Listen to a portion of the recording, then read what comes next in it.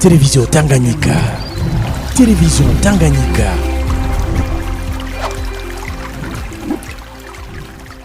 Aha rero umuntu wese yakoze muri OBR akabiheba ngo azi kugiye kucika umudeklara nivyo vyuzuye bose n'abadeklara ubu ni imyaka 5 ademissionye kugira agaruke mu mwuga kugira bya bindi byose yari yarasize yugaye azogaruka byaramaze tumaze kubidebloka tugiye mu rubanza tukisanga imbere ya wa muntu twakoresheje abaza amategeko abazi n'utuntu twese yasize yugaye uyo n'umutsinda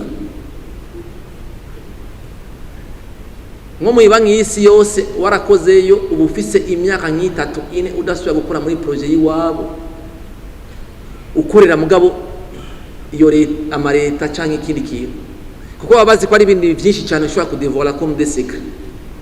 Aha rero umuntu wese yakoze muri OBR akabiheba ngo azi kugiye kucika umudeklara nivyo vyuzuye bose n'abadeklara ubu ni imyaka 5 ademissionye kugira agaruke mu mwuga kugira bya bindi byose yari yarasize yugaye azogaruka byaramaze tumaze kubidebloka.